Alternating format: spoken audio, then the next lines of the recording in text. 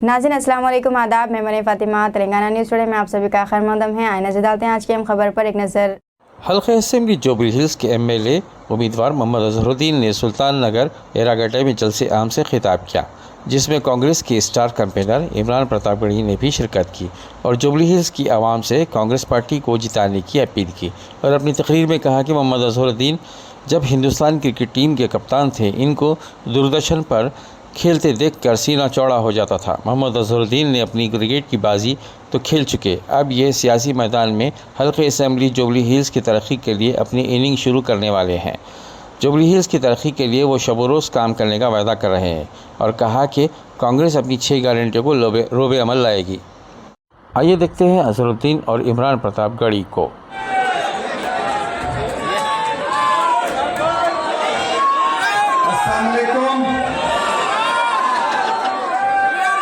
आंखों के सामने हजारों की तादाद में मौजूद मेरे नौजवान साथियों, बुजुर्गों, माओ और बहनों, मैं अभी 2 दिन पहले शेखपेट में आया था, लेकिन अजहर भाई का हुक्म हुआ कि एक बार और आपको हाजिरी लगानी है और यहाँ लोगों से मुलाकात करनी है, तो मैं उनकी दावत को ठुकरा नहीं सका।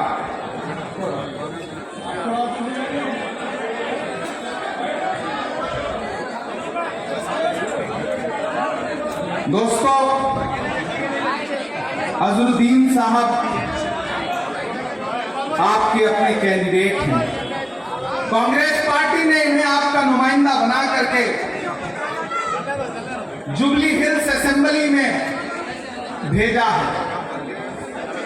अजहरुद्दीन साहब को मुझे याद है कि जब मैं बहुत छोटा सा था, जब क्रिकेट खेलने के लिए अब्बू से मार पड़ती थी, स्कूल जाने के बहाने क्रिकेट खेलने निकल जाया करते थे और जब गांव का कोई आदमी जाके अब्बू को चुपचाप बता देता था कि आपका बेटा स्कूल नहीं गया है, फला बाग में क्रिकेट खेल रहा है, तो लौट के आने के बाद जो पिटाई होती थी, तब से अजहरुद्दीन साहब हमें याद है, तब से हम अजहरुद्दीन साहब को पसंद करते हैं।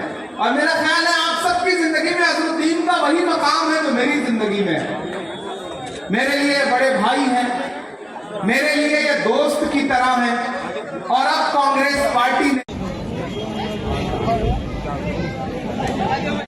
आज मैं नीलोफर में गया चाय पीने के लिए, बंद मक्खन खाने के लिए, तो वहां भी मुझे देख के एक ने कहा बाय बाय।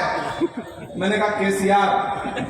बाद में पता चला कि वो बीआरएस का था, उसने सोचा था कि उल्टा मेरे ऊपर थोप देगा, लेकिन हम तो ठहरे शायर आदमी, हमसे पार पाके कहां जाओगे। मुसलसल दुश्मने जहां की निगहबानी में रहना है, जहां घड़ियाल रहते हैं उसी पानी में रहना है। मैं आपको नज़्म सुनाता हूं कि अब तो तेलंगाना की है यही पुकार। तैयार रहिएगा, आपका जोश, आपका जज्बा अजहर भाई को ताकत देगा, इमरान प्रतापगढ़ी को ताकत देगा कि अब तो तेलंगाना की है यही पुकार। Bye bye KCR, bye bye KCR. ऐसे काम नहीं चलेगा भाई, इतनी खामोशी से सुनेंगे तो ऐसे काम नहीं चलेगा। या तो फिर यारियां नहीं होती या अदाकारियां नहीं होती, जिसको चलना है आज साथ चले, रोज तैयारियां नहीं होती। आज चलना पड़ेगा, आज एहसास दिलाना पड़ेगा कि आप अपने बेटे अजहरुद्दीन के साथ खड़े। मेरे भाई,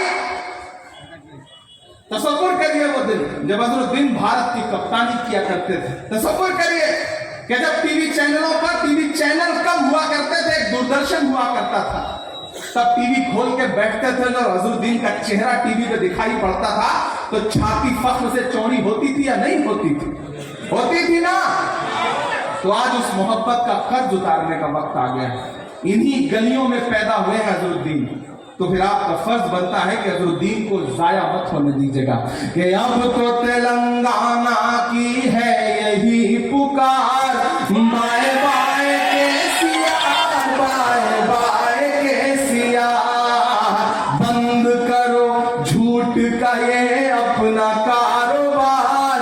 bye bye KCR, bye bye KCR. लूट लिया तुमने ये